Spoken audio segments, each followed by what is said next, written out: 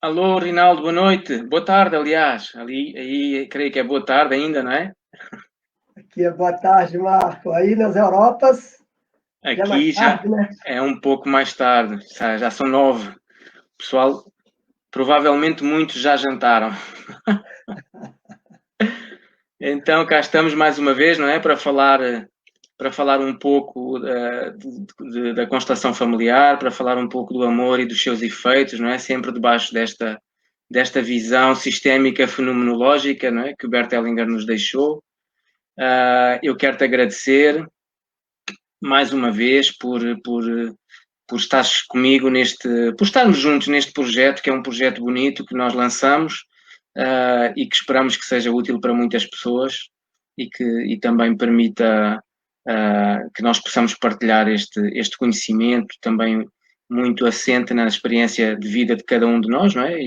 Porque estes conhecimentos também têm muito a ver com isso, não é? Um pouco a forma como nós interligamos isso com as nossas vidas e também trazer o nosso testemunho de alguma forma possa ser útil, não é, para outras pessoas. Então quero-te agradecer, tu és um amigo do coração, tu és um amigo que está sempre disponível e esta amizade também é algo que é importante trazer para as pessoas verem, conhecerem e perceberem que é possível termos uma relação deste género, tendo um oceano de afetos entre nós, não é? Que é o oceano que nos liga a nós e que liga Portugal e que liga o Brasil também, que liga a Europa com a América e que no fundo é tão importante que nós possamos, de alguma forma, fazer crescer esta amizade.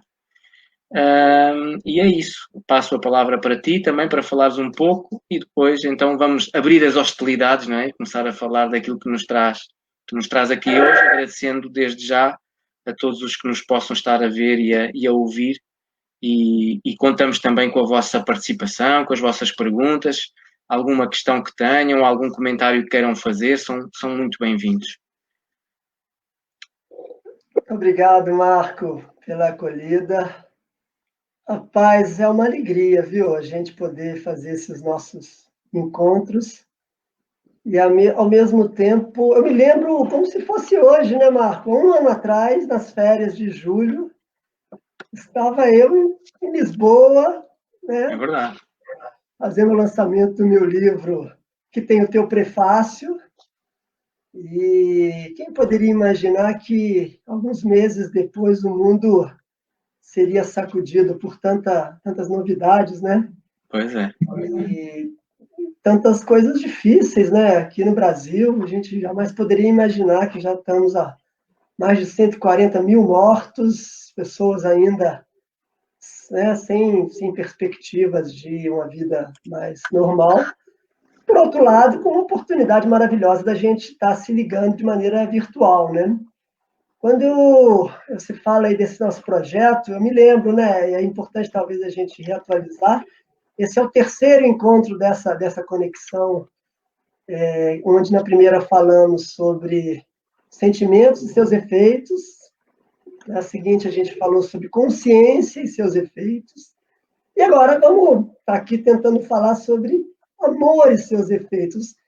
E todas elas, eu me sinto um enorme atrevimento, Marco, porque, assim, dois homens, em pleno sábado à noite em Portugal, né, um sábado à tarde no Brasil, falando sobre um tema tão complexo e tão presente nos dias de hoje, né? Quer dizer, a gente vive um mundo onde todo mundo fala de amor, né? É bacana a gente ver hoje, a gente vê aqui no Brasil como dentro do próprio poder judiciário, o direito sistêmico, os advogados, os juízes, os promotores, né? O amor ele tá presente nos discursos e nas falas de todas as pessoas.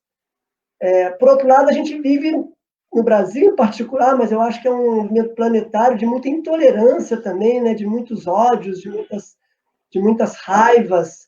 Então, a ideia aqui é a gente falar sobre o amor e seus efeitos para tentar humildemente ajudar os outros, mas pelo menos do meu ponto de vista, para me ajudar também, sabe, Marco? Porque cada conversa dessas que a gente faz, eu aprendo muito, eu ouço o que você fala, eu me conecto com as perguntas que chegam e a gente vai crescendo junto, né?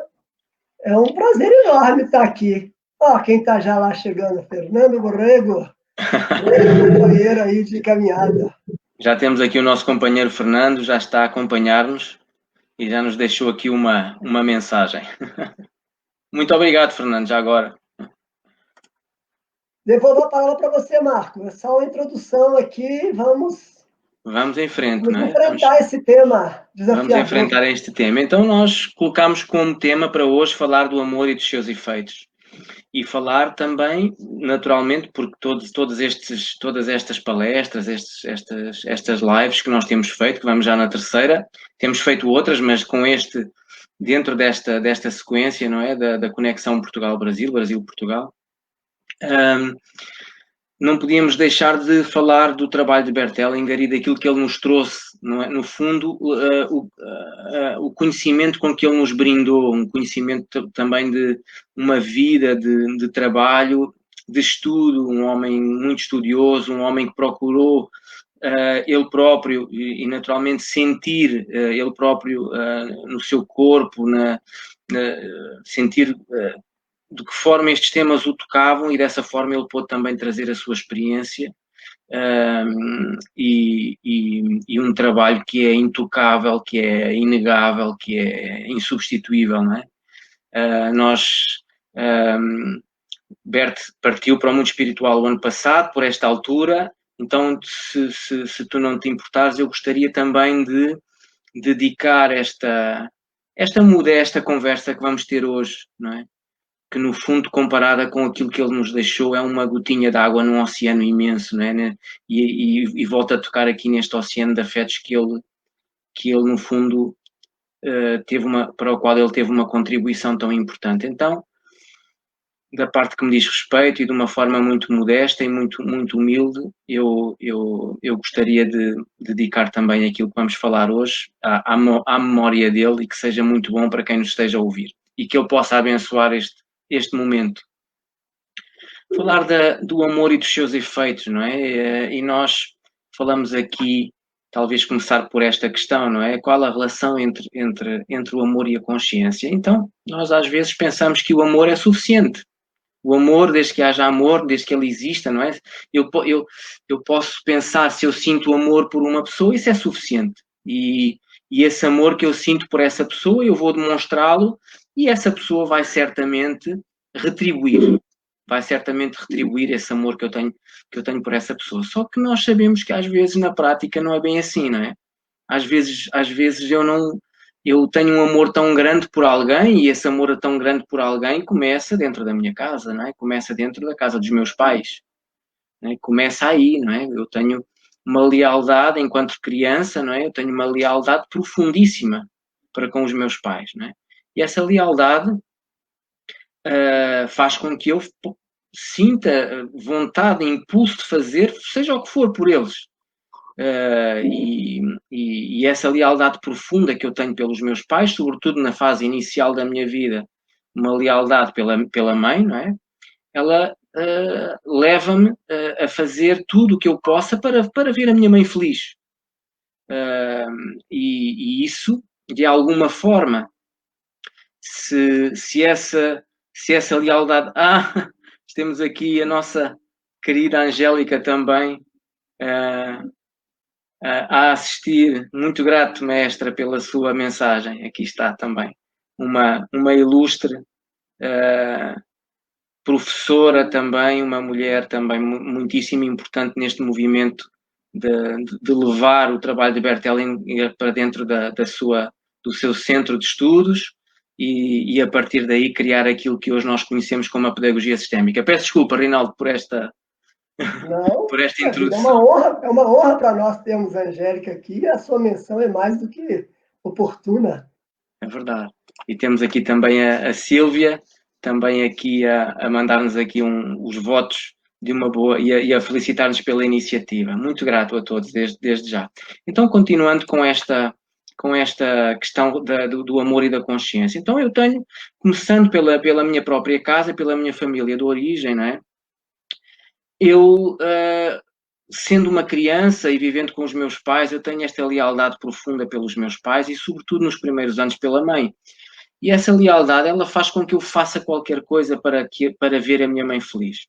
E esse fazer qualquer coisa significa que eu até posso, de alguma forma, tomar para mim, posso e tomo para mim algo que não é bom para a minha mãe, porque para fazê-la feliz, eu, de alguma forma, a mensagem que eu lhe envio é: mãe, eu por ti farei algo, eu por ti faço algo. E eu por ti significa que eu até posso pôr em risco a minha própria vida para que a mãe, se eu sinto na minha alma de criança que a minha mãe tem um movimento para a morte, e Bert Hellinger fala isso, não é? Fala-nos muito disso, que na vida há dois grandes movimentos, movimento para a vida, movimento para a morte. Se eu sinto então que a minha mãe tem esse movimento, eu, de alguma forma, para a manter na vida, eu tomarei algumas atitudes e terei um impulso para fazer algo para que ela viva. Então, para que ela viva, eu posso até colocar a minha vida em risco e dizer, e com isso a mensagem que eu lhe envio é: mãe, eu por ti arrisco a minha vida para que tu vivas.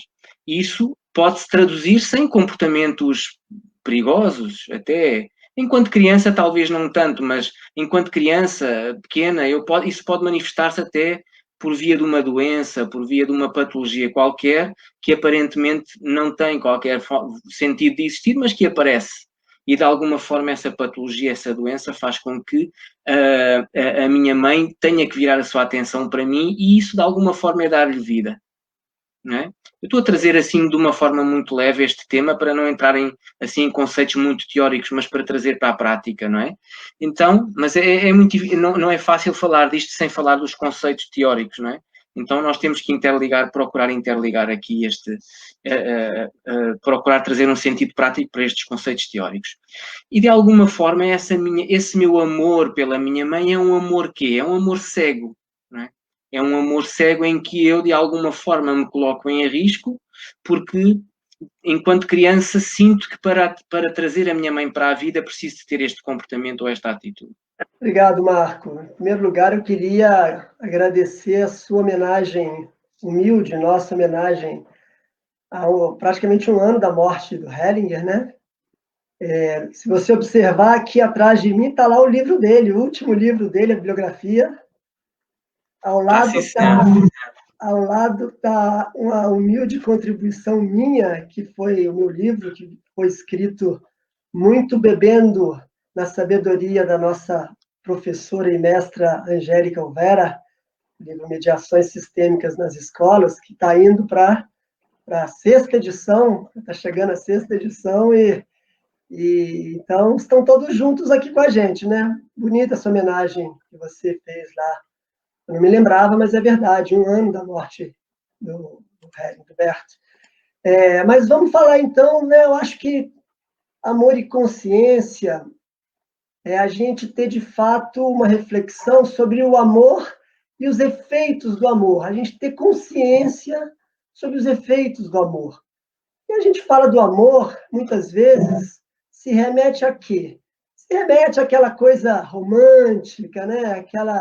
aquela visão cor-de-rosa, muito presente nos filmes, né? Muito presente desde os desenhos animados, né? Onde você tem, muitas vezes, uma mulher que tem uma expectativa de uma relação totalmente idealizada, de um príncipe encantado que muitas vezes vai vir para salvá-la, né? Temos aí a Cinderela, que estava lá no trabalho escravo, esperando o príncipe.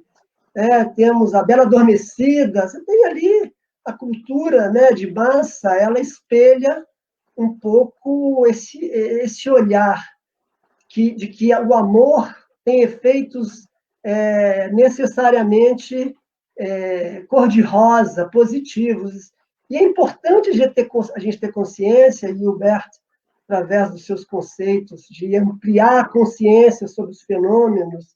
Você já falou aí um pouco dessa ideia, né, do amor cego e amor que vê, a gente entender que, muito pelo contrário, né, esse amor idealizado, esse amor que muitas vezes é o amor que vem, às vezes, permeando a nossa família, né? Uma cobrança de que nós, homens, sejamos infalíveis, sejamos heróis, sejamos super-homens, né?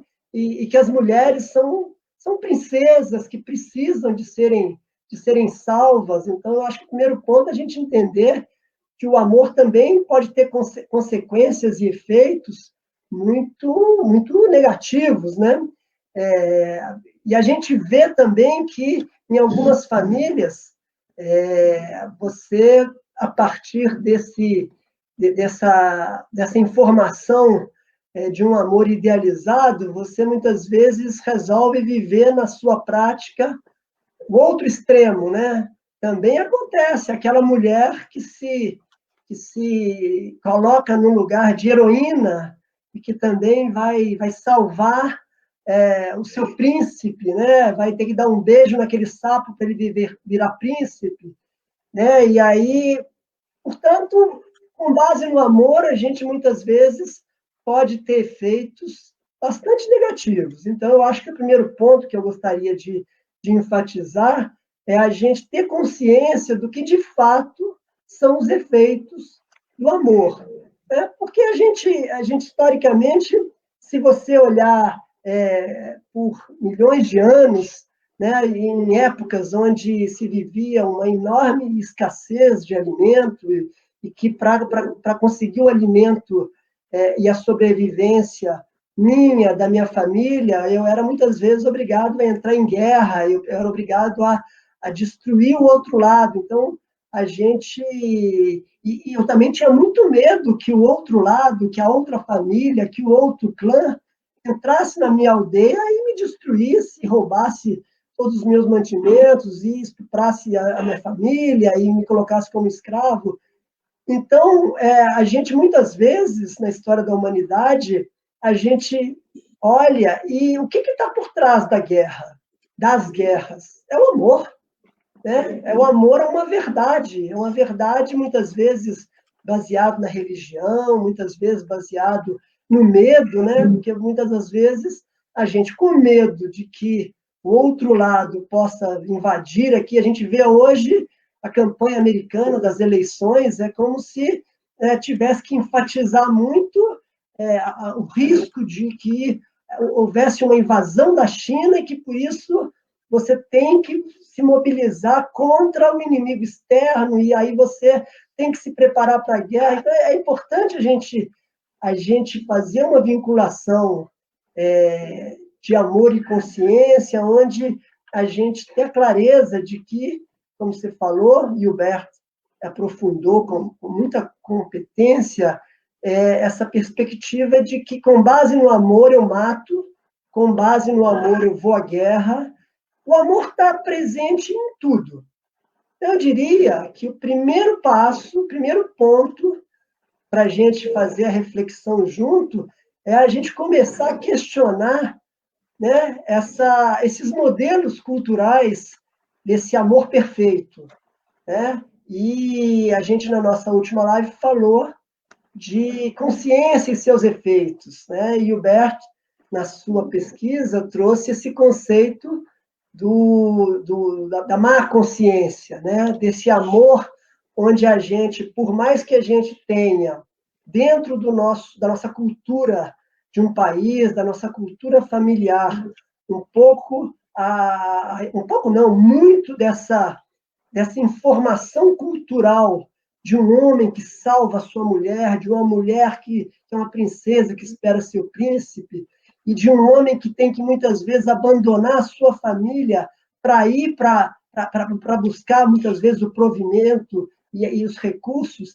Então ele larga tudo isso. A gente tem a clareza de que muitas vezes a gente tem que ter a coragem de negar essa cultura familiar, quando a gente, no coração da gente, a gente percebe que não é isso que é a verdade do nosso amor.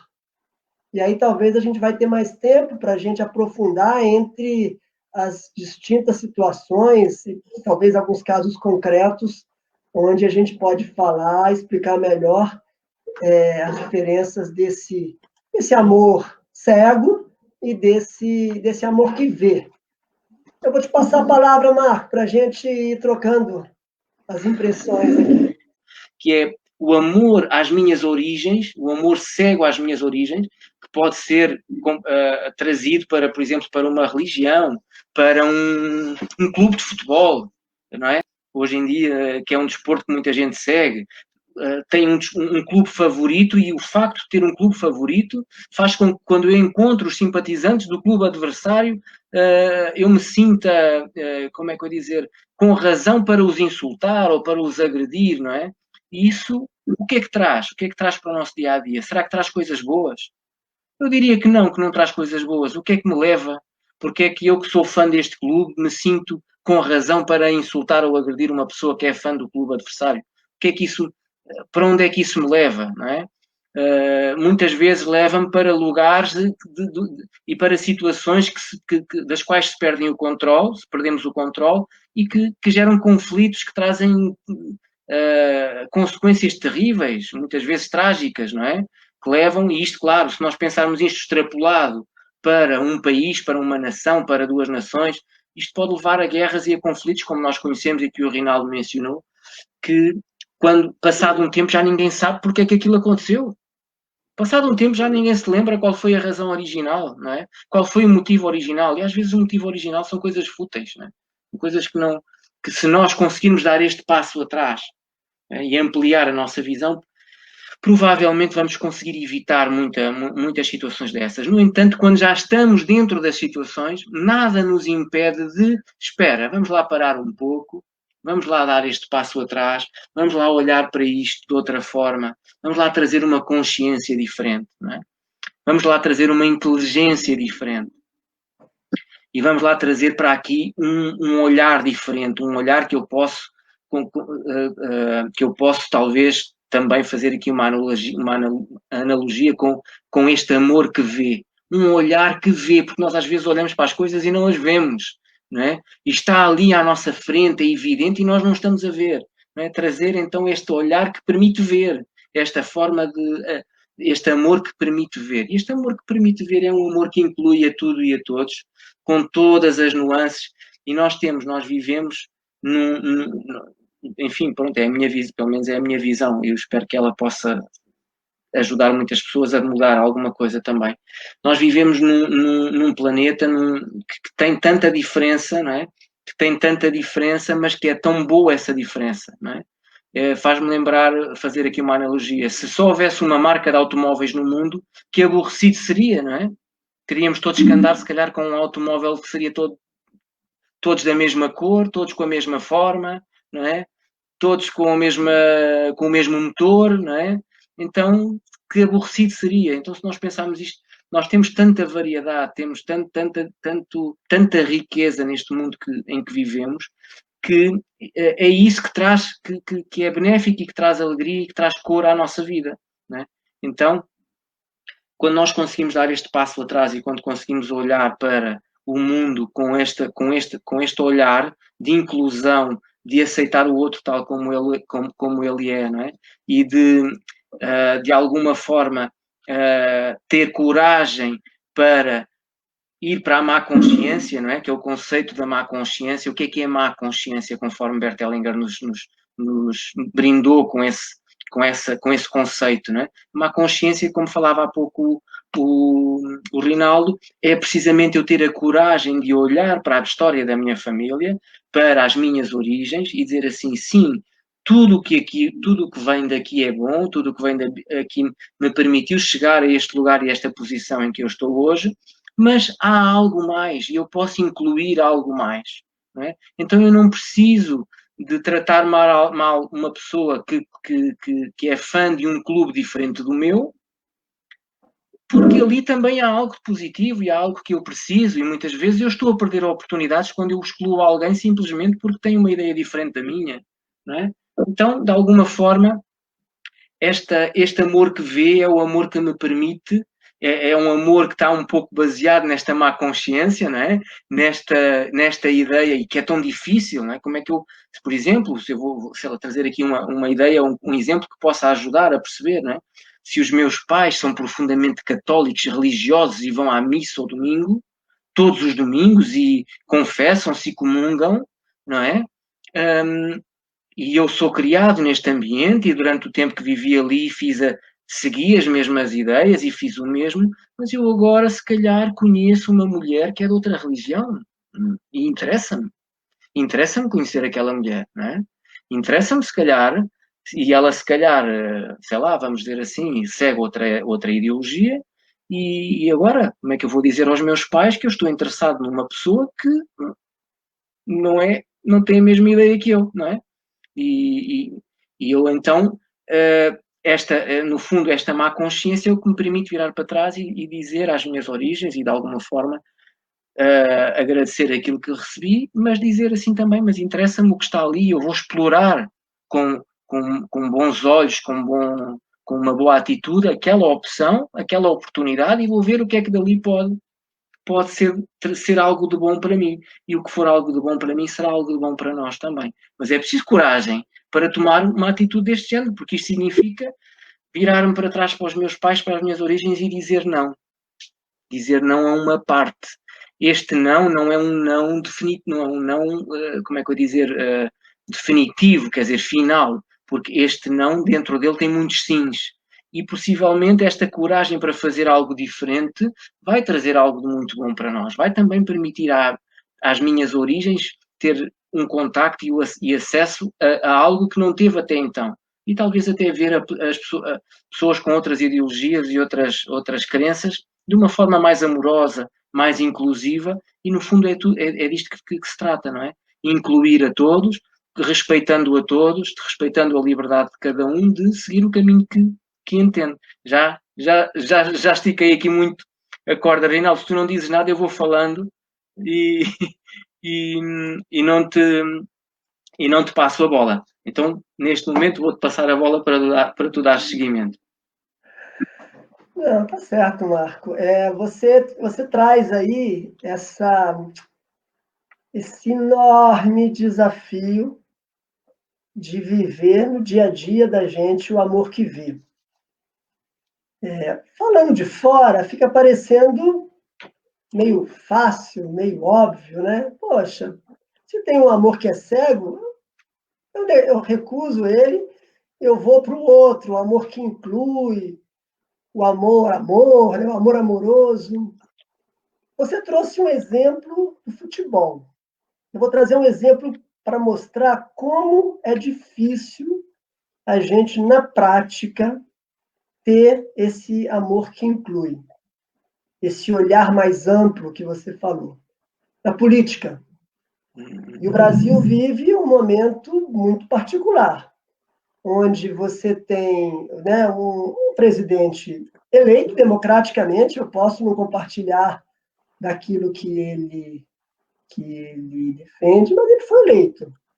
E é uma visão política que tem um olhar que questiona o valor das tradições indígenas. Quer dizer, então, do lado dele se coloca um grupo de fiéis seguidores, que há esse debate se a Terra é plana ou não, né? Há todo um universo de pessoas que acredita naquilo, e tem um outro grupo de pessoas que se coloca do outro lado, mas que muitas vezes se coloca também com uma sensação de ódio e de exclusão dessa parte que defende esse outro lado. E aí eu vejo como é difícil na prática, porque qual seria o amor que vê nesse ambiente? Né? É você, mesmo não compartilhando dessas crenças, e aí é um pouco de um exercício que eu não quero aqui ter a pretensão de ensinar para ninguém, mas eu fico, inclusive eu mesmo, que não compartilho dessas ideias, buscando. O Hellinger falou isso, tudo está a serviço de algo. As guerras estão a serviço de algo. Os governos, que são governos, vamos dizer, de uma extrema-direita, que poderia ser questionado até como um governo ligado ao fascismo, eles também estão a serviço de algo. Então, para mim, o exercício diário É o olhar amplo, é o olhar do mediador, é esse olhar que você falou, da gente, por mais que a gente tenha... Porque, na verdade, qual é o sentimento que move o outro grupo, que declara guerra a esse grupo, que, por exemplo, acha que não tem que haver proteção a indígenas? O que move o ódio dessas pessoas é o medo. É o medo que esse tipo de governo se eleja por mais 4 anos e destrua toda uma construção baseada numa visão mais humanista, com base em direitos humanos, com base à proteção às tradições indígenas. Então, é um medo legítimo, porque isso pode acontecer. Né? Então, é um enorme desafio a gente, na prática, olhar para esses conflitos com essa visão mais ampla. O que o Hellinger tenta nos mostrar é que se a gente vai para o outro extremo de também ter ódio dessas pessoas que dizem coisas que a gente não acredita, é a gente se tornar prisioneiro disso que a gente ataca. Eu aproveito um comentário do Fernando aqui, eu vou ler ele, porque eu gostaria de também fazer um gancho com isso. Ele fala, me remete às relações entre o amor romântico dos contos de fada, do amor eros, da força da sexualidade, do amor ágape, da devoção pelo divino transcendente, em contrapartida ao amor cego infantil. Né? E eu queria eu agradeço ao Fernando e lembro que esse olhar da má consciência e do amor que vê na perspectiva do Hellinger é o contrário desse amor do conto de fadas, desse amor romântico. O Hellinger sempre disse que a própria história, quando você vê lá Romeu e Julieta, quando você vê os grandes heróis, eles todos terminam em tragédia. Romeu e Julieta terminaram como? Mortos. Como é que os grandes heróis da mitologia grega acabavam? Eles largavam a sua família e iam vencer os Golias, eles abandonavam a sua família para serem os heróis. E todos morriam, eram tragédias. Né? Tragédias, é isso. E o Hellinger mostra que o grande desafio para cada um de nós que pretende se aproximar de um amor que vê é a gente olhar para esse amor cego dos homens super-heróis e das mulheres princesas e da gente se conectar com outro tipo de homem e de mulher. Aquele homem que, ao invés de sair pelo mundo salvando os outros, ele é um homem simples. Ele é um homem que ele tem os seus erros, ele reconhece os seus erros, ele reconhece os erros dos seus inimigos e dos seus adversários e dos seus vizinhos, e ele vive a vida dele de uma maneira simples. Ele se casa, se ele consegue encontrar uma parceira ou um parceiro, ele tem filhos, se a vida lhe oferece isso, ele educa jovens, sejam seus próprios filhos, sejam outros, ele fica mais adulto, ele envelhece e, em um certo momento, ele morre. Né? O amor que vê e a lógica, a meu ver, dos ensinamentos do Hellinger, é mostrar para a gente que, nessa ampliação de consciência, é fundamental a gente se deslocar desse amor cego do herói, dos contos de fadas, e se conectar com um dia a dia e um cotidiano onde a gente tem o direito de errar, e errar também faz parte, desde que a gente esteja de olhos abertos. Né? A nossa companheira, ela também tem lá as suas dores, as suas tragédias. Né? Muitas vezes, você falou aí dos emaranhamentos com a minha mãe, com a sua mãe, com o seu pai, com os nossos familiares. Né? A gente também se olhar com um pouco mais de amor próprio, no sentido de que muitas vezes a gente até consegue se conectar a um amor cego que eu tenho, por exemplo, com a minha mãe. E eu dar lugar a isso no meu coração. Né? Às vezes a gente fala na teoria, a gente tem que olhar para isso, se despedir, virar de costas e seguir em frente. Na teoria, isso é lindo. Mas, às vezes, a gente, em um determinado momento da vida, a gente tem que ter paciência. Né? Porque esse momento, às vezes, a gente se liberta, mas passa um ano, aí algo acontece que a gente se vê, de alguma maneira, preso a esse emaranhamento. E aí é importante também, a meu ver, a gente acolher essa nossa dificuldade. Falar, está tudo certo, eu espero aqui, enquanto ainda não está sendo possível me despedir. Eu quero me despedir, eu peço a bênção para fazer diferente, mas o mais importante é acolher no meu coração também a dificuldade do outro e a minha dificuldade. E viver a vida, um dia de cada vez, seguindo seus passos. Isso. Como tu estavas a falar, quando nós abordamos o tema, não é? E abordamos estas temáticas, pode aparentemente parecer fácil, não é? Mas são processos que demoram o seu tempo e devem demorar, levam o seu tempo, não é? Eu costumo dizer, a brincar, que a fase mais difícil da infância são os primeiros 40 anos, então acolher as nossas dificuldades e sermos pacientes, que é algo que é difícil, não é? Hoje em dia, sobretudo, vivemos num mundo que é muito rápido, queremos as coisas rápido, agora, já neste momento, não é?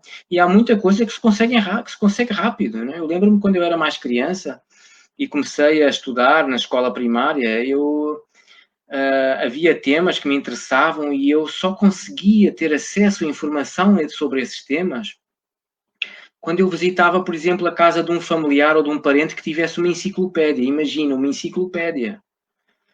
Eu ficava maravilhado a ver, sobretudo, a parte da enciclopédia que mostrava imagens da natureza, de pássaros, enfim, de animais, sobretudo imagens a cores. Porque a televisão aqui em Portugal naquela época era a preto e branco, e então, quando eu via uma imagem a cores, eu ficava maravilhado. Então, isto para dizer o quê? O acesso à informação naquela altura era assim, era ir a uma biblioteca, solicitar um livro, não é? Havia bibliotecas, eu acredito que tu também tenhas vivido isso, não é? Na tua juventude, você ia à biblioteca, tornava-se, como é que se, não sei se é associada à biblioteca, mas preenchia uma ficha, não é? Ficava com um cartão e tinha direito a fazer uma reserva de livros, X livros por mês, e assim conseguimos ir tendo acesso à informação. Agora não, hoje em dia os meus filhos, o teu filho, vai ao Google, tem tudo lá. O que é bom e o que não é bom, não é? E a informação às vezes não é talvez a correta, mas é um risco, não é? Então nós hoje em dia temos também esta tendência para querer tudo rápido. E o que acontece é que a cabeça é rápida, mas o coração é lento. O coração precisa de tempo, não é? A alma, quando falamos de alma, são estas imagens que temos guardadas, eu diria, no nosso coração, não é? E esta alma, não é? Se nós pensarmos na alma como as imagens que nós guardamos no nosso coração, ela precisa de tempo. Se nós temos uma ferida muito grande e muito profunda, nós não podemos esperar que essa ferida grande e profunda, que ela fique preenchida, curada em pouco tempo. Às vezes demora tempo. E quando eu digo demora tempo, é muito tempo. Às vezes é rápido, mas às vezes é muito tempo. E nós precisamos de ser, como é que eu ia dizer, há uma palavra que agora me foge, mas sermos amigos de nós próprios, não é? Sabermos dar esse tempo. Eu às vezes converso em conversas privadas com o Rinaldo, também das questões que me dizem respeito, e o Rinaldo das suas, e com frequência das nossas conversas, o Rinaldo diz-me algo que me diz, sim, eu já sabia disto, mas na verdade precisava de ouvir por outra pessoa, que me leva a dizer, não, eu preciso de mais tempo e vou esperar o tempo que for necessário. E qual é o resultado? O resultado normalmente é sempre algo de bom. É sempre eu querer fazer algo que, passado um tempo, eu vejo que não foi bom não ter feito porque podia ter sido um resultado menos bom para mim, ou então realmente tomar a decisão de fazer e daí de colher também coisas boas. Então, esta questão de nós sermos pacientes connosco, com cada um e com os outros, é muito importante, sobretudo, permitirmos que esse tempo possa ser tomado para cada um para si, não é? O tempo necessário para nós podermos ter as nossas próprias descobertas, não é? Aqueles momentos uau, aquele momento de eu posso ter uma opinião contrária a algo durante muito tempo e fazer uma defesa feroz dessa minha opinião anterior e de repente eu vejo algo e tenho aqueles momentos uau, afinal eu posso ver isto de outra maneira. Afinal, eu posso fazer isto de outra maneira. E, por vezes, às vezes amigos que me conhecem desde há muitos anos, veem um Marco diferente do Marco que existia há 10, há 15, há 20 anos, não é? Com opiniões que eu tinha às vezes muito convicto e que defendia ferozmente, e hoje eu tenho uma atitude e um comportamento diferente dessa época. E as pessoas às vezes têm, mas tu antes defendias isto e agora já tens outra forma. Pois é. Tive algumas experiências que me levaram a mudar de opinião, que me levaram a ter uma atitude diferente, um comportamento diferente, e isto tem muito a ver também com esta questão de acolher no meu coração aquilo que eu antes excluía. Porque o que é que acontece quando eu... Imaginem que eu tenho aqui um conflito gigante com o Rinaldo e que temos aqui momentos de antagonismo e de discussão ferozes e que acabamos por nos, vamos dizer assim, zangar. O que é que acontece? O Rinaldo passa a morar no meu coração, porque se eu o excluir, o que eu excluo fica a morar no meu coração e fica a morar no meu coração de uma forma que não é boa para mim, não é? Então tudo o que eu excluo, tudo aquilo que eu de alguma forma, pronto, excluo, não há outra palavra, não sei se te lembras de outra palavra que seja adequada, mas tudo o que eu excluo, tudo o que eu não quero ver passa a morar no meu coração. Uma pessoa da qual eu não quero pensar, eu dou por mim com ela no meu pensamento e imediatamente no meu coração. Porque tive uma discussão com essa pessoa, ou temos pontos de vista que não são coincidentes, ou até senti que a pessoa me causou um dano qualquer e agora espero uma reparação, e enquanto isto não se resolver, a pessoa mora no meu coração. E mora no meu coração na forma de uma mágoa, de um pensamento persistente que não me permite estar disponível para fazer outras coisas que seriam mais benéficas para mim. E quando eu digo para mim, digo também para as pessoas à minha volta. Então, quando eu acolho e dou um lugar para a pessoa no meu coração, e isto às vezes requer tempo, porque não é imediato, eu às vezes preciso de ter as minhas descobertas, os momentos uau, não é? E esses momentos uau permitem-me então fazer uma mudança, acolher os temas que eu excluo no meu coração, as pessoas que eu excluo no meu coração, as situações que eu excluo e com um amor que vê, então poder dar um rumo diferente à minha vida, não é?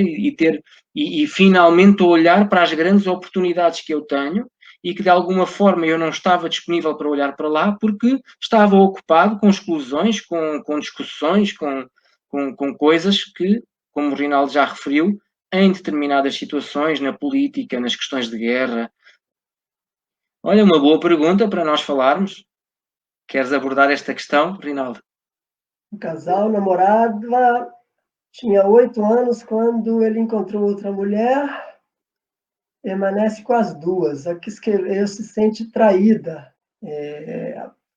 Provavelmente algo dentro dessa relação já não ia muito bem. Eu quero crer que se existe uma relação de tantos anos e alguém ali, uma das duas partes, se encanta por outra parte, algo dessa relação não vai bem. Me parece também que o movimento de querer ficar com as duas é um movimento, a meu ver, complexo, porque o Hellinger, pelo menos, sempre falou, né? Você tem que estar inteiro e no presente. Então, ele comentava que para você ter possibilidade de ter uma relação bem-sucedida, uma nova relação, você tem que antes se despedir da primeira. Tem que honrar quem veio antes, você tem que viver provavelmente um luto do fim de algo que foi importante. Estamos falando de 8 anos de relacionamento, né? Então se sentir atraído por outra pessoa e querer ficar com as duas, a impressão que dá é que você nem quer virar essa pessoa, nem quer viver o luto de algo que terminou, mas já quer reiniciar uma nova relação. Veja, da minha parte, não é um julgamento de valor de que isso é certo ou isso é errado. Me parece razoável que a pessoa se sinta atraída, né? Porque o companheiro dela, pelo que eu entendi, está enamorado de outra pessoa, né? Não sabe como sair disso. É um processo doloroso, né? O luto é um processo difícil, mas eu acho que o amor que vê passa por essa coragem, né? Essa coragem de olhar para uma relação longa, uma relação que certamente foi vivenciada com grandes eventos amorosos e positivos, senão não teria durado por tanto tempo, mas que provavelmente ela já não me parece que ela já não existe mais, a ponto desse companheiro buscar uma outra relação. O que o companheiro faz é uma questão dele, né? Ela, se quer, de fato, viver um amor corajoso, olhar primeiro para ela mesma, né? Se conectar com o seu desejo. Eu quero suportar esse tipo de situação? Não. Né? Olhar também o companheiro, né? E ver que, de repente, né, ele tem as questões dele lá e ele fez a escolha dele. Eu acho que esse caminho de dar um passo atrás que você falou não significa a gente aceitar aquilo que nos incomoda, não significa uma situação de perdoar, não significa uma situação de você viver uma relação que já não existe mais, ao contrário. Eu acho que faz. Agora, tem duas maneiras de você se despedir dessa relação. Você pode se despedir dessa relação fazendo guerra, ou você pode se despedir dessa relação olhando para o que houve de bom, para o que houve de ruim, pelas responsabilidades que cada uma das partes tem pelo fim de algo que talvez esteja chegado ao final, e aí sim se virar de costas para essa relação que terminou e seguir reconstruindo a sua vida, né? É o que me ocorre reagir. Eu queria, antes de mais nada, mencionar aqui a presença de uma pessoa que eu gosto muito, grande consteladora, grande terapeuta da área xamânica, uma moça chamada Sara Souza Almeida, que está conosco aqui, que eu admiro muito, é uma alegria ter a audiência dela aqui e estar compartilhando com a gente. Pois é, aqui a Sara Souza Ribeiro Almeida, para além de todas essas características que o Reinaldo referiu, é a pessoa que vive comigo já sensivelmente 31 anos. Então, se alguém quiser ou precisar de alguma recomendação ou orientação do ponto de vista do relacionamento de casal, podem falar connosco, porque nós já passamos por tudo, ou diria quase, ou muito, daquilo que os casais ou as pessoas que estão em relação que nos veem e que nos ouvem poderão estar a passar.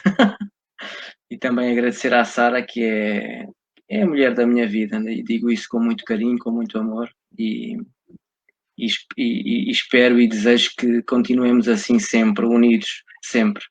Muito obrigado, Sara. Só para complementar aquilo que o Rinaldo falou, complementar só porque o Rinaldo disse tudo,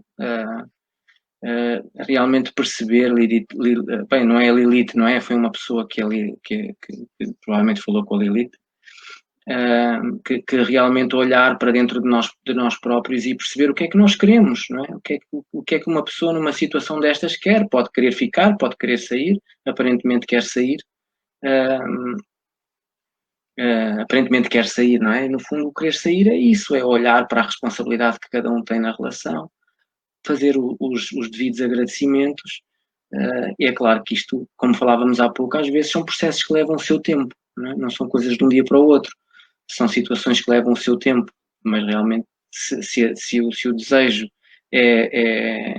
ok, Lili, se o desejo é realmente seguir outra direção, realmente é olhar para essa situação e de alguma forma também agradecer porque foi algo que permitiu chegar até aqui, mas realmente a partir daqui, numa situação assim, já não é possível, já não funciona e há que seguir um caminho diferente. Espero que tenha. Sim, sim. Eu só queria completar, que ela falou isso aí. Eu acho que é importante também a gente ter a consciência de que, como a Lilith falou que ela não sabe como sair, às vezes é importante ela pedir ajuda. Às vezes é importante fazer uma terapia.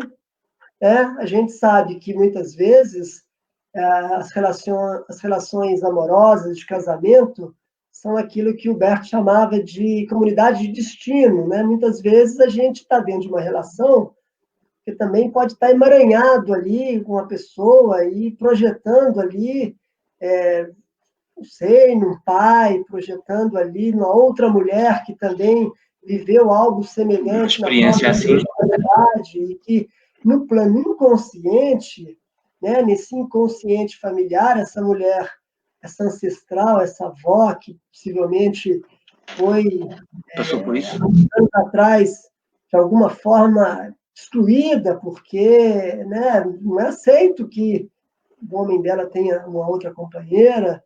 Então, não é fácil essa despedida agora. O amor que vê passa por isso, e aí passa por a gente ter consciência de que, seja através de uma constelação familiar, que é um processo, não é um processo terapêutico, é uma terapia breve, né? Um olhar ali pontual que pode ajudar essa pessoa a diluir algum tipo de nó ou trazer algum tipo de imagem que permita a ela sair dessa relação a partir dessa nova percepção que ela tenha. Então, uma constelação pode ser uma ajuda.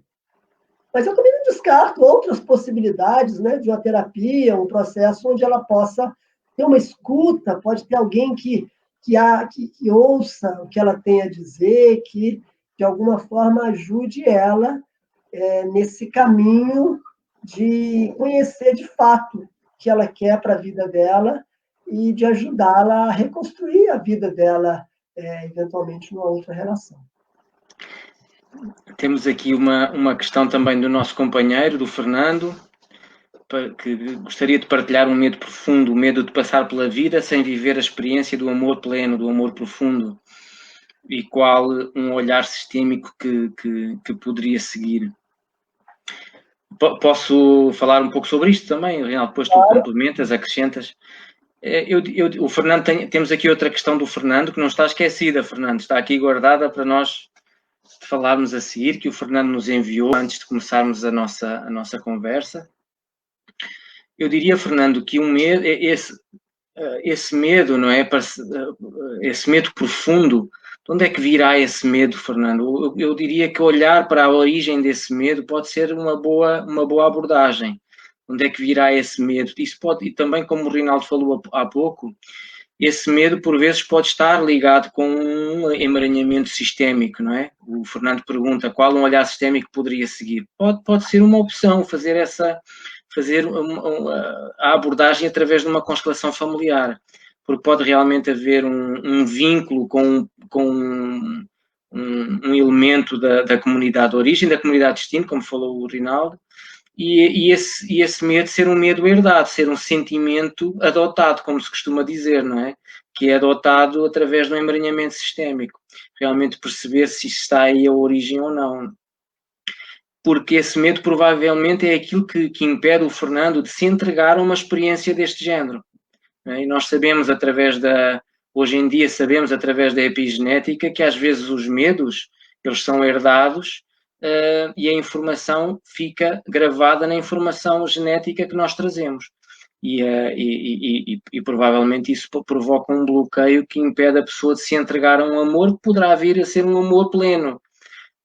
Agora, a forma como o Fernando olha para o amor, se vem de um olhar que já está mais orientado para o amor que vê, ou se vem de um olhar que está orientado para por um amor cego, e também perceber se esse olhar para onde está o olhar, não é? Para onde está o olhar do Fernando, e se isso também pode ser um dos fatores que de alguma forma bloqueia o Fernando de se entregar no fundo à experiência do amor, à experiência de um amor que pode levar a esse amor profundo, a esse amor pleno. Agora, quando nós realmente encontramos alguém que suscita interesse, uma pessoa que nós queremos conhecer melhor, ou que até já conhecemos, mas que de alguma forma, de um momento para o outro, passamos a olhar para essa pessoa com um olhar diferente, com um olhar de maior interesse, de querer conhecer melhor a pessoa, nós nunca sabemos se vai ser aquela pessoa com quem vamos ficar para o resto da nossa vida. mas se não tivermos também a capacidade de conseguir entregar-nos a esse amor, a permitir que esse amor possa fluir, nunca o vamos saber, não é? Então, também com a forma como eu quero, como eu procuro entrar numa relação, também é muito importante. E, sobretudo, se o meu movimento for orientado por um amor que vê, essa orientação já me permite, numa situação que, eventualmente, num futuro mais adiante, essa relação não possa continuar, mas se eu entrei nela orientado por um amor que vê, eu também poderei sair dela sem aquele choque tão grande que às vezes temos quando estamos orientados por um amor cego. O que é que isto quer dizer? Quando eu me responsabilizo pela felicidade do outro, ou quando quero que o outro se responsabilize pela minha, eu estou orientado por um amor cego. Mas quando eu entro estando preenchido eu próprio e de alguma forma centrado e equilibrado e amando-me a mim primeiro, eu posso estar mais disponível para dar amor ao outro e de alguma forma esperar e dar-lhe tempo para que ele possa retribuir, que esse é o amor que vê, não é? Para que estas trocas sejam proveitosas e possam contribuir para um amor pleno. Se me permites só mais um momento, Rinaldo, para dar um testemunho relativamente eu há pouco comentei que sou casado há 23 anos com a Sara, mas já nos conhecemos há 31. E nós, neste momento, estamos numa fase do nosso relacionamento em que conseguimos ter uma relação de uma amizade profunda pelo outro, mas uma amizade que é acompanhada por uma intimidade normal de um casal. E isso permite-nos ter uma relação extremamente forte, tranquila, claro, com os seus desafios habituais, normais, até do relacionamento, da dinâmica da logística familiar, com os filhos e tudo mais, mas que nos permite estar tranquilos em relação àquilo que podemos dar um ao outro e que podemos receber um do outro. Então, é claro que isto não chegámos até aqui assim, com um estalar de dedos. Isto foi um processo, mas foi algo que nós conseguimos ao longo do tempo e com as dificuldades e obstáculos que fomos ultrapassando, chegar até aqui e neste momento estamos bem assim, dessa forma, estamos muito bem assim, dessa forma. É claro que tivemos que nos permitir passar por essas etapas para poder chegar aqui. Não sei se queres dizer algo mais, Rinaldo. Quero sim, Marco. Em primeiro lugar, eu queria dizer que quando o Fernando me fala aqui e partilha conosco o seu medo, eu acho que ele está dando já um passo fundamental para viver a experiência do amor pleno. Porque tem muita gente que não vive um amor pleno e fica sempre apontando o dedo para o outro, está sempre reclamando que a companheira não tem isso, a companheira não tem aquilo e tal. Então, acho que o primeiro ponto é cada um de nós entrar em contato com os nossos sentimentos e, eventualmente, com aqueles obstáculos que possam estar prejudicando a gente a essa experiência de viver um amor profundo e pleno. E isso não é fácil, especialmente para homens, isso é difícil. Volta a dizer aquela coisa, né? A gente é criado por um homem que tem que ser duro, tem que ser viril, ele tem que ser... não pode falhar, ele tem que atender às expectativas das mulheres, então ele tem que ser um pouco um super-homem. Então, primeira questão que eu colocaria para o Fernando é da importância dessa percepção do que a gente tem que ter com o medo da gente. Agora, ele pergunta, como o olhar sistêmico pode ser útil para a gente seguir superando esse medo, né?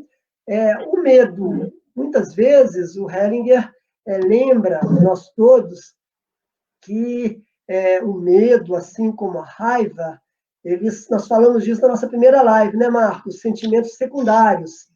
Aqueles sentimentos que são sentimentos que nos imobilizam. Então, o Hellinger fala, olha para eles, abre um espaço no coração para esses sentimentos, seja da raiva, seja do medo, mas tenta ver o que está atrás desse medo, né? Normalmente, atrás desse medo, tem um sentimento primário que muitas vezes é uma tristeza. Às vezes é uma tristeza que a gente viveu em relação à mãe da gente, daquilo que o Hellinger falou do movimento interrompido, às vezes em algum momento ali, quando a gente era muito jovem, nasceu um filho mais novo e as atenções tiveram que se voltar para ele, ou a minha mãe teve uma doença e ela teve que se afastar, e naquele momento ali eu senti muito, muito medo. E sobrevivi, mas então é importante para a gente, né, tentar, cada um de nós, tentar fazer esse olhar, né, para o que está atrás desse medo. Né? Isso é um caminho que o olhar sistêmico pode nos ajudar. Um outro caminho também é perceber se a gente não está, assim como falamos no início da live, também idealizando esse amor pleno e profundo.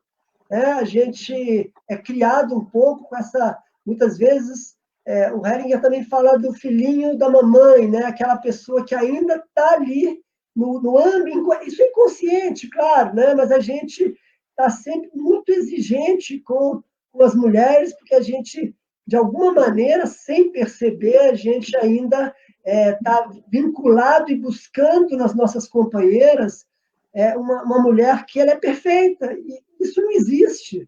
Né? Então, a gente é um outro caminho para o olhar sistêmico, uma alternativa, é a gente também, nesse olhar mais amplo, se perguntar se eu também não estou nas minhas relações, nas pessoas que cruzam o meu caminho, eu não estou deixando de viver amores ali que a princípio eles podem ser meio capengas, mas que cabe a mim também me entregar ao que a vida me oferece em termos de relacionamento, e ali dentro da relação eu ir também transformando a outra, me transformando, e esse processo de um amor profundo, de um amor pleno, ele não é aquele amor, né, do cinema, da primeira vista, aquele do super-herói, da princesa e do príncipe.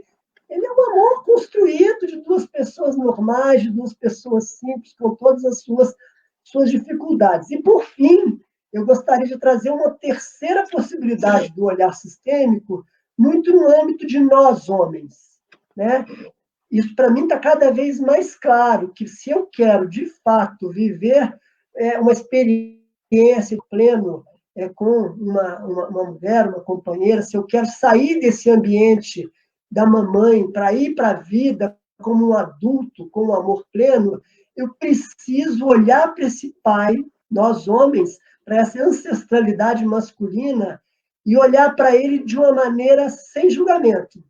E mais do que sem julgamento, de uma maneira de gratidão, apesar de tudo que foi, daquilo que faltou, daquilo que não foi bom, e a gente entender que, né, ali existe um trabalho nosso, enquanto homens, que a gente precisa de passar por ali, para então se despedir daquele pai e seguir em direção a uma outra família, uma família que, né, mantém atrás da gente essa energia masculina como uma referência de grandeza, não é só de agradecimento. Porque às vezes a gente agradece pela vida, mas não consegue entender que há uma sutileza de olhar para esse pai com algo maior do que a gente, com algo que já fez muito mais do que aquilo que ele recebeu, e que, portanto, a gente pega daí para fazer algo diferente, nem melhor nem pior, mas algo diferente. O que me ocorre, assim, né? O olhar sistêmico, ele abre para a gente várias possibilidades. Esse tema que o Fernando traz poderia também ser um tema a ser constelado. Né? A gente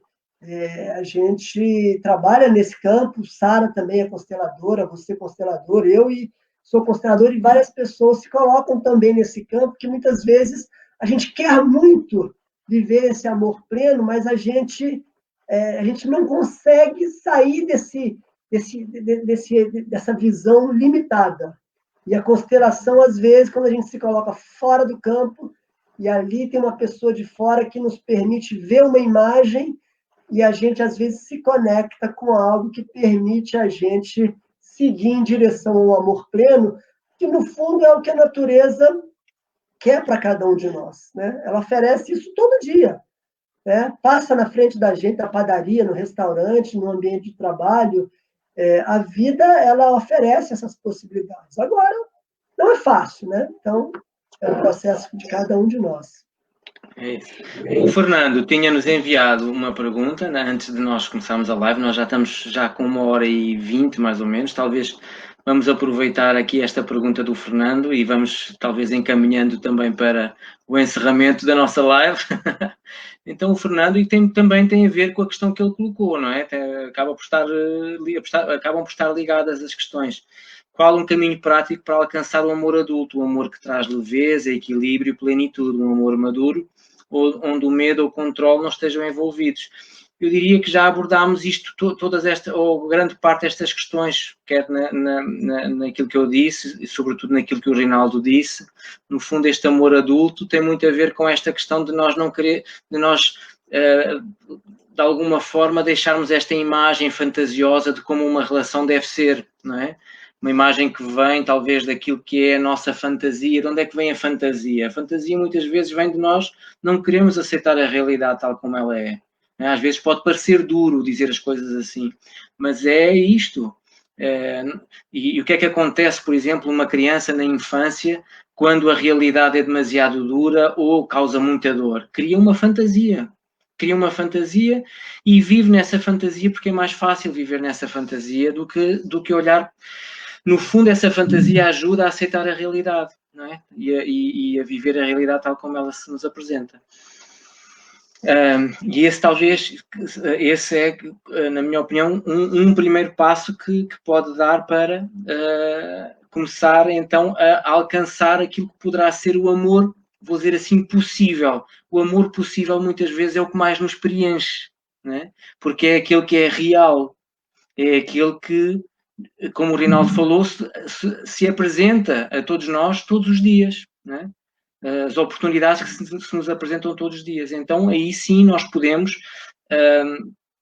eu diria que também, só fazer aqui, introduzir aqui uma questão, um tema, que é conhecer os princípios básicos de vida de Bert Hellinger, aquilo que ele chamou Ordens do Amor, já é um grande conhecer e, sobretudo, trazer para dentro de nós, não só conhecer os conceitos teóricos, mas sentir na pele, procurar experiências, exercícios, com alguém que os saiba fazer, por exemplo, como é o caso do Rinaldo, como é o meu caso, e o caso de outras pessoas que já estão neste caminho há bastante tempo, procurar passar por experiências que permitam trazer para dentro de cada um de nós estes princípios básicos de vida que têm muito a ver com as ordens do amor, que são as ordens do amor com que Bert Hellinger nos brindou, não é? Que têm a ver com a ordem ou com a hierarquia, com o pertencimento, que será a primeira, pertencer, a necessidade de pertencer, depois a ordem e depois o equilíbrio nas trocas.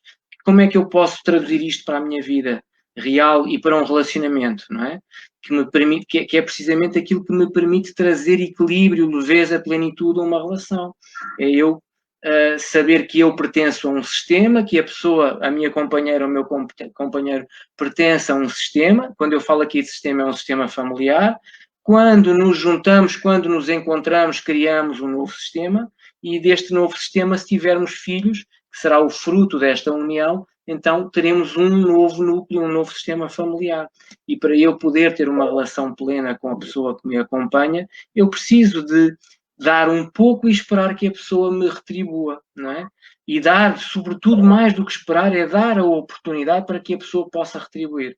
Porque se eu entro num círculo ou numa dinâmica de querer dar, a outra pessoa pode se sentir de alguma forma pressionada e pode essa pressão pode ser demasiado e essa pressão em demasia pode fazer com que a pessoa se afaste.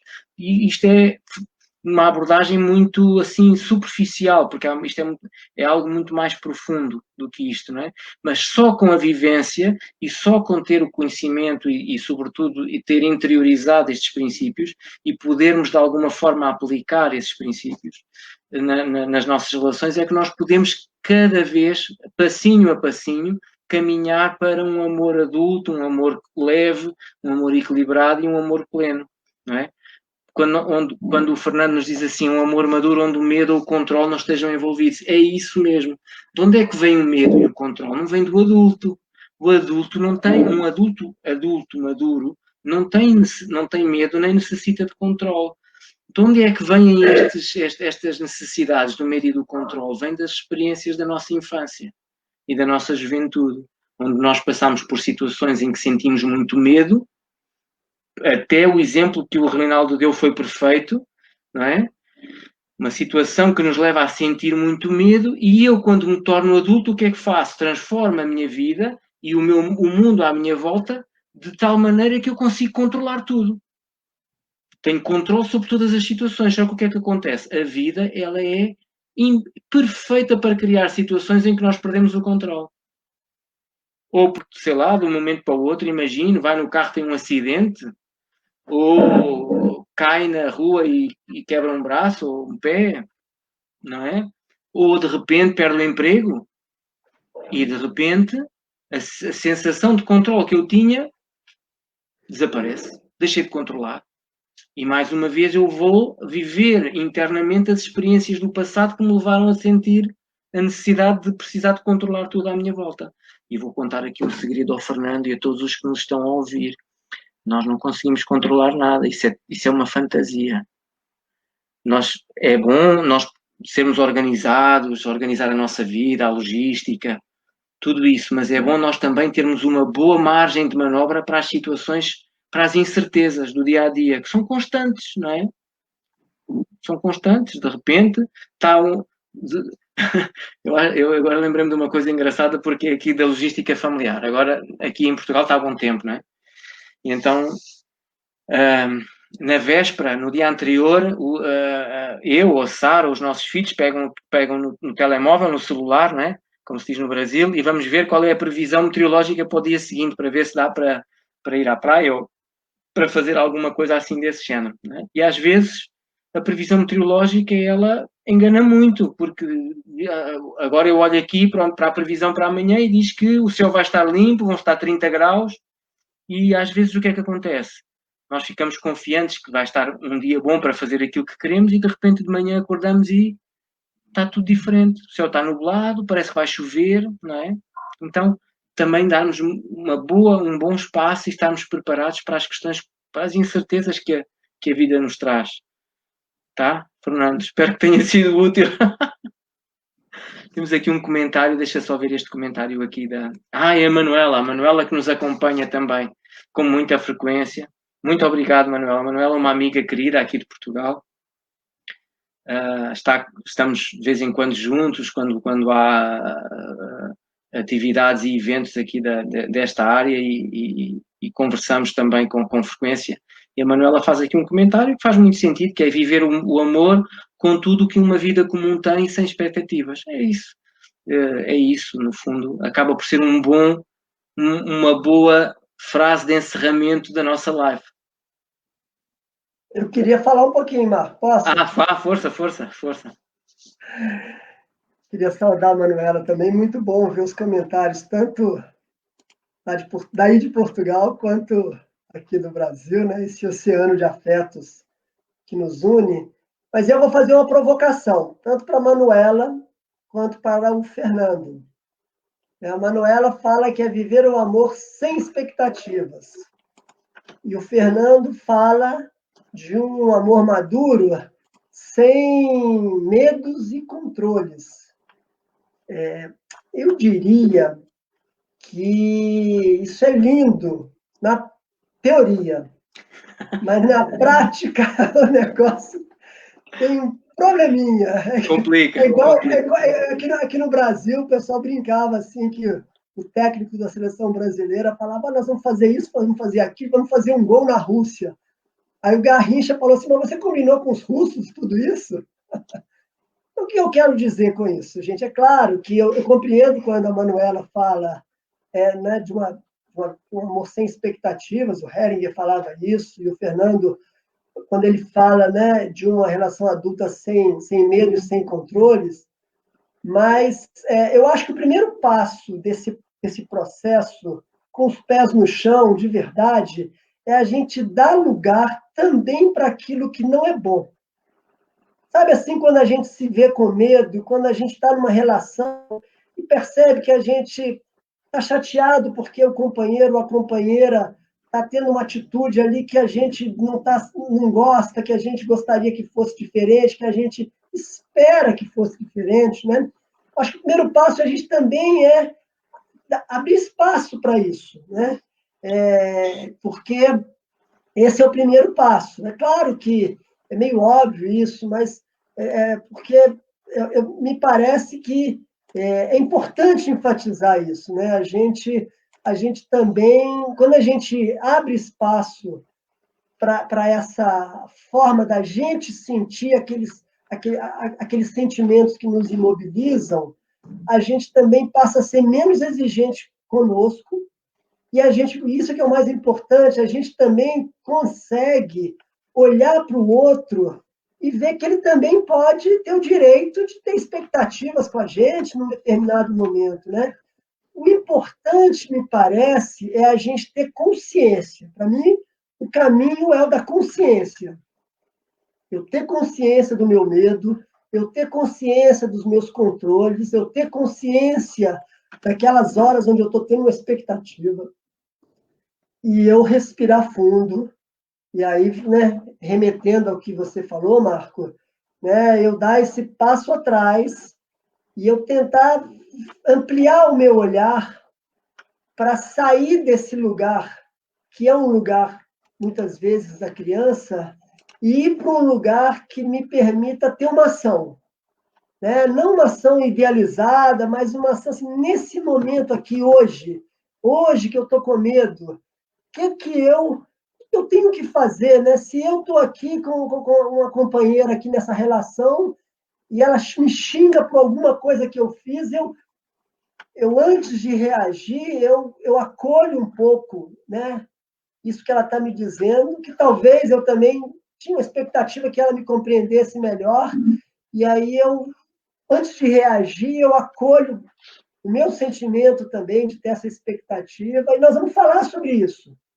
Mais uma vez, não estamos falando de imobilidade, mas me parece importante a gente também bater nessa tecla da consciência daquilo que ainda não é possível, né? E a gente abrir espaço no coração da gente para ir dar um passo de cada vez, né?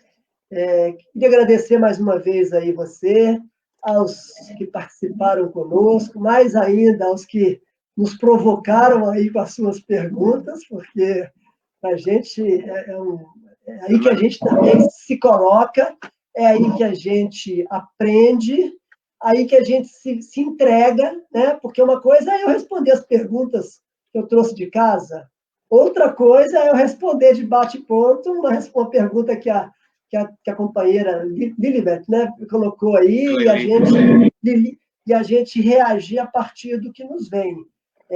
Eu queria aproveitar esse final de live para também já começar a dar um spoiler da nossa próxima iniciativa, né, Marco? Isso. Estamos pensando em fazer um workshop de constelações familiares. Daqui a 2 semanas, mais ou menos, a gente vai divulgar. Mas essa conexão entre esses dois países que permite a nós ampliarmos aí os nossos olhares, ampliarmos as nossas ligações, e é uma alegria estar conhecendo tanta gente aqui pelas lives. Um abraço aí a todos e um bom final de semana. Me despeço e passo para você, Marco, fazer o encerramento. Muito obrigado, Rinaldo, muito obrigado a todos, à Manuela, à Lilita, ao Fernando, a todos os que nos estiveram a ver e a ouvir, à nossa querida mestra Angélica Oliveira, que passou por cá, a Sílvia, enfim, eu não me quero esquecer de ninguém.